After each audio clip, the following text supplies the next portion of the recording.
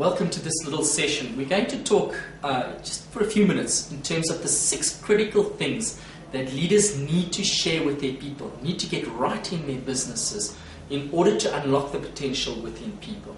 And also to use it as a framework to design the business against.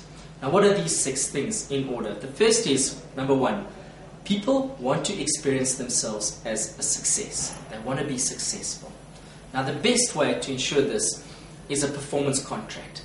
Many businesses do not put performance contracts in place because they don't have the discipline to say, this is what you must do in the business. Step 1, step 2, deliver this outcome, do that, in order to be regarded as successful in the business. And then we leave the experience of success up to chance. And that then becomes a massive energy destroyer for people. The second thing people want to experience is meaning. The work I do must be meaningful. The environment I find myself must be meaningful. If it's not meaningful, what am I doing here? Then this won't become worth it. The best way to ensure meaningful people is to recognize them, to have proper recognition frameworks operational in the business, to say, well done, this is Employee of the Week. Well done, Guy, this is your birthday. Well done, Pat, Sam, Sally, for achieving the following results. Happy birthday for your son. And. So we must put these recognition frameworks live. Why? So that we can give people an experience of meaning. I'm important. I make a difference. I have meaning in this space of work. The third one is, I'm an individual. Do you know me? Do you know my name? Do you know the challenges that I face? Do you know the children that I have? It was shocking. I was working with a business executive that is a PA, personal assistant to one of the senior executives of a very, very big firm. She's been working for him for 13 years. And she happened to mention that her son was turning 15, and he was shocked to know that she had a son. But she'd been working for him for 13 years. I experienced this as shocking, and she clearly experienced this as a massive de-energizer. So for the future, leaders must be on top of the individual space, who the people are, what their individual lives are. Now, the old style of leadership is, you know what, your personal life and those circumstances and who you are as an individual has not got importance within the business space. Let me digress for a second. We must understand that the cell phone has collapsed this reality for business. 10, 15 years ago, it was easy. If your child was at a playground and they then fell off the jungle gym, you got to hear about it either when you went to fetch the child or when you got home that night because the child has been in babysitting. Today, if your child falls off the jungle gym, you get a cell phone call immediately, and that reality collapses into the work environment. Okay. So, that brings us then to the fourth thing. Work must be fun. If work is not fun, then why am I here? What am I doing work for? Now, we did some work with one particular business, and we suggested as one of their ethos, one of the ways that they will approach work is that work must be fun, and they said, we pay our people to work, we don't pay our people to be fun. Now, we must find ways as leaders to make work fun, to bring the fun element out, because it's an energizer for people. Then, very important is, we must include people. If people feel excluded in the work environment, the energy levels drop, their commitment frameworks to the business drop, and then they're not interested in actually contributing over and above the norm. Now, the inclusion frameworks means we must extend invites to people. We must include them. Do we expect them to always participate as leaders? No, we don't.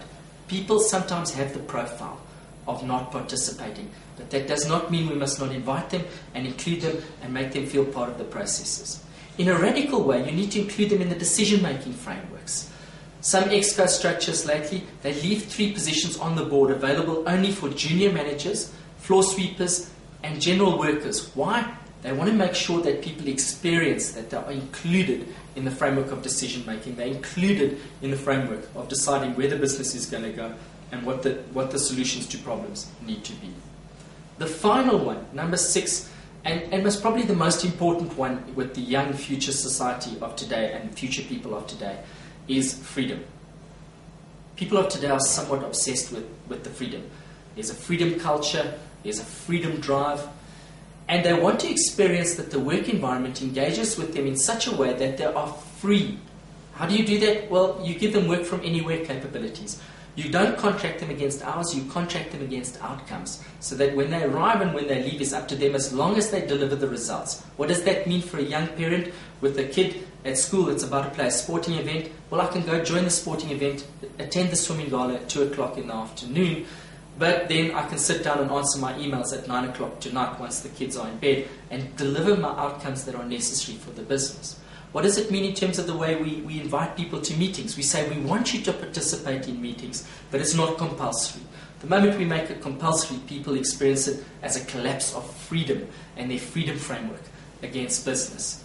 Now, very importantly, these 6 points form a framework for us to always say, well, are we doing the right thing? One is, are we making sure that people achieve success? And are we sharing the success? What some people do is they put a bell up, for example, and when someone has concluded a sales, they ring the bell and then everyone can come party.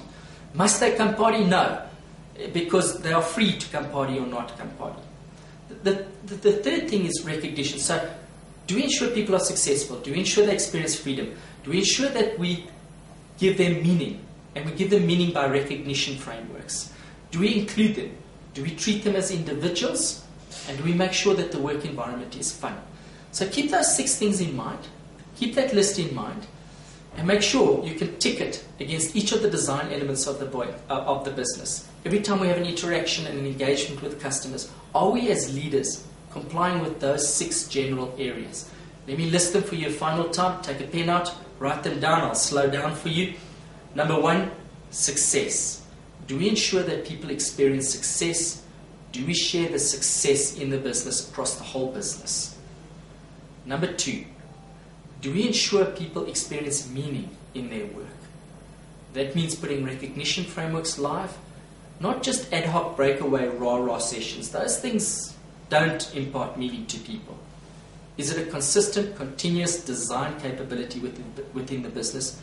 And does the leadership team continually look at, am I providing the people around me with a meaning framework? Number 3, people are individuals. Treat them as individuals. Do you know their names? Do you know their personal circumstances? Do you know their challenges? Do you know who they are?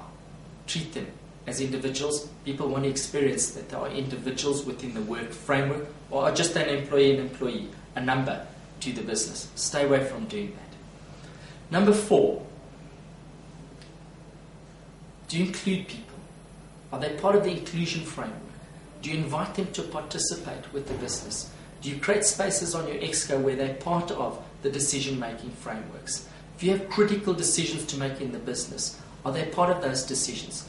Do we include them? Are we transparent and open in terms of how we make them part of the framework of business? The moment we exclude people, we lose their minds, we lose their commitment, we lose their innovation, and it's such a costly thing to do for the business. Number 5, is your environment fun? Is the work you do fun? You know what the Googles of the world do is they change their physical space to include games, to be fun. We give people freedom to actually design their workspaces so that it's fun. We allow them to experience fun.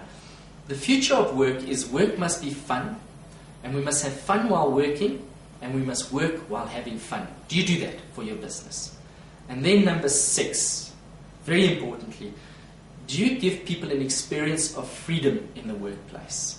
Do you have flexi-hour structures? Work from anywhere capabilities? I'm stuck at the airport, easy. Put my laptop on, put a connection data card in place, link into my systems, send my emails, access the reports I need to access, and get work done. Do you work with me on a basis that I achieve and experience a level of freedom with the business? Good luck. Keep these 6 things in mind. Apply them to your business. You'll be amazed at what it will do for the success of the business, for the experience the customers have of the business, but above all, for your people, for their energy levels, for their commitment frameworks, for their loyalty, for their innovation abilities, and. Go for it. Have fun doing it.